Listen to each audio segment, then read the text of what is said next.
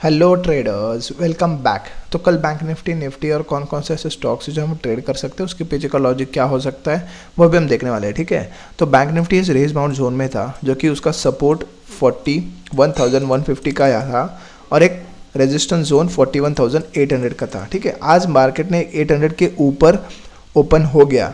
ठीक है, पर वो पॉजिटिव सेंटीमेंट में ऊपर नहीं हो गया। आज डे के एंड जो कि कल की क्लोजिंग थी, वहाँ आकर वो एग्जैक्टली उसने क्लोज किया, जो कि एक नेगेटिव थोड़ा सा सेंटीमेंट माना जा सकता है, क्योंकि 41,800 एक रिजेक्शन जोन था, एक रेंज बाउंड जोन था, उसके ऊपर क्लोजिंग देना इज़ वेरी इंपॉर्टेंट।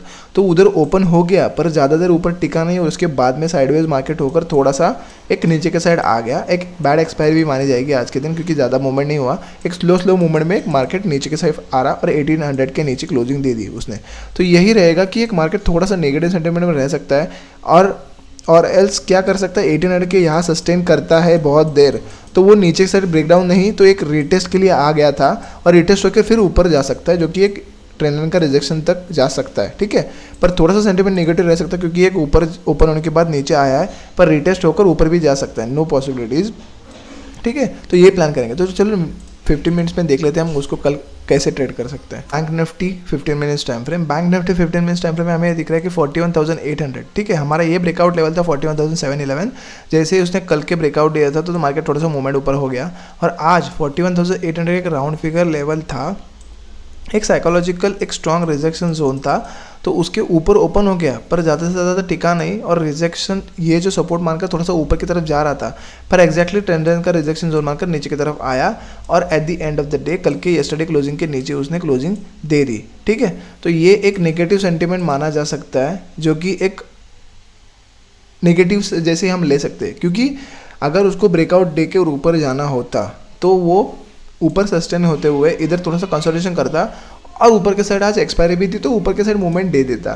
तो थोड़ा सा एक 60-40 एक हम रेंज बोल सकते हैं, एक नेगेटिव और पॉजिटिव जैसा मान सकते हैं। अभी ये जो ट्रेंड लाइन जोन आ रहा है ये इधर सपोर्ट की तरह बिहेव कर सकता है और ये ब्रेकडाउन देता है, तो बिग ब्रेकडाउन लेवल या एक ट्रेंड मूविंग जैसा मतलब एक सेलिंग प्रेशर हम कब दिखाया जाएगा, जो कि 41,411 के नीचे ट्रेड करना शुरू कर देगा, तो हम एक नेगेटिव सेंटीमेंट में एक शार्प सेंटीमेंट में हम सेल कर सकते हैं। इधर हम छोटी सी क्वांटिटी से हम सेल आउट कर सकते हैं, नहीं तो एक मार्केट ये भी हो सकता है कि सपोर्ट लेकर फिर ब्रेकआउट पॉजिटिव ब्रेकआउट देने के बाद ऊपर भी जा सकता है।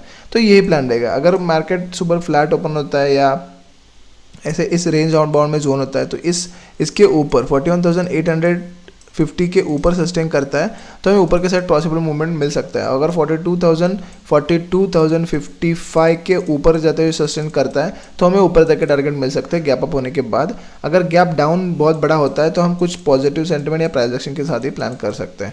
तो चलो बैंक निफ्टी 50 देख लेते हैं। Nifty 50 daily time frame, Nifty 50 daily time frame में हमें यही दिख रहा है कि मार्केट ने ये जो as like same bank Nifty का एक जो ब्रेकआउट लेवल है, जो सपोर्ट रह के मार्केट ऊपर जा रहा था, ये जो रेंज बाउंड था उसको ब्रेकडाउन देने के बाद मार्केट ऊपर आ रहा है और ये जो ब्रेकडाउन लेवल था 17,800। ठीक है, अभी रजिस्ट्रेशन की तरह बिहेव कर रहा था पर एग्जैक्टली उसने एक पॉजिटिव कैंडल क्लोज होकर गैप अप होकर मार्केट ने थोड़ा सा एक पॉज कैंडल बनाया है। ठीक है, निफ्टी 50 में एक पॉज कैंडल हमें दिख रहा है, जो कि एक कल की क्लोजिंग या कल की हाई के नीचे भी क्लोज नहीं हुआ है, तो ये सेंटीमेंट थोड़ा सा पॉजिटिव माना सकता है। एक फ्लेक्स मूवमेंट हो सकता है, क्योंकि एक बैंक निफ्टी नेगेटिव दिखा रहा है, निफ्टी 50 थोड़ा सा पॉजिटिव दिखा रहा है। ठीक है, तो थोड़ा सा कॉशियस रहना पड़ेगा हमें कल के दिन, कि जैसे मार्केट ऐसे प्राइस एक्शन के साथ ही हम कल प्लान कर सकते हैं। चलो 15 मिनट्स में देख लेते हैं हम। तो Nifty 50 15 minutes time frame, Nifty 50 15 minutes time frame हमें क्या दिख रहा है कि मार्केट एक बाय ऑन डिप्स की जोन में चल रहा है। जैसे इस ट्रेंड लाइन पे आ रहा है फिर से बाय अप हो रहा है, तो इधर जैसे उसने सपोर्ट लिया था क्या इधर ले सकता है। ठीक है, तो एक कैंडल तो उधर पॉज हो गई है और थोड़ी सी हैमर कैंडल भी दिख रही है, तो हमें पॉजिटिव सेंटीमेंट में माना जा सकता है।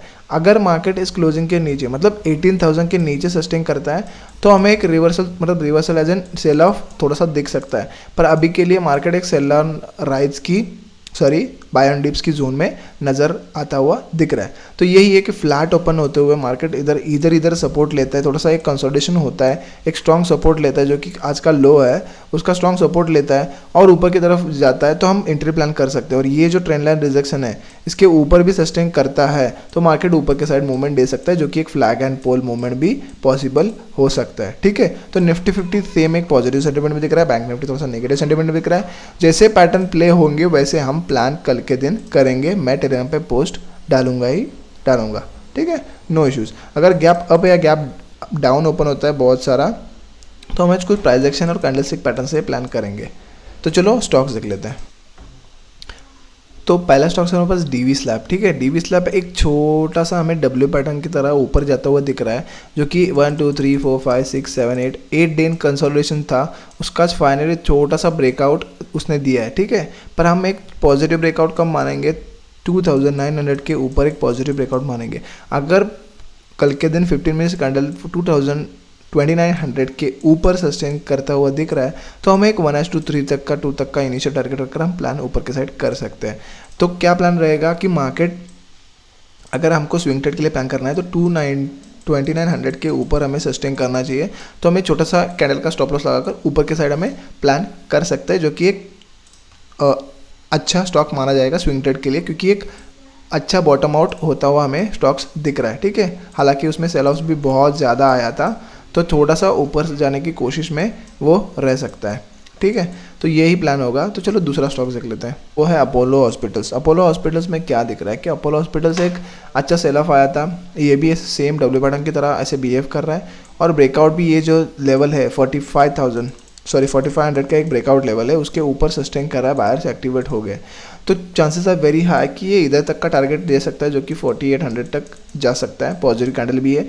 अगर मार्केट फ्लैट ओपन होते हुए 15 मिनट ऊपर सस्टेन करता है, तो हमें 1:2 3 मिनट टारगेट रखकर प्लान कर सकते हैं, ठीक है। हालांकि थोड़ा सा पॉज भी ले सकता है, इनसाइड कैंडल बनाकर फिर ब्रेकआउट दे देता है। अगर 15 मिनट्स कैंडल इनसाइड कैंडल बनाता है उसके अंदर, तो well and good, it's a good trade for planning for a buying positions, ठीक है। तो आज के लिए इतना ही, मिलते हैं हम नेक्स्ट वीडियो में, तब तक के लिए बाय बाय।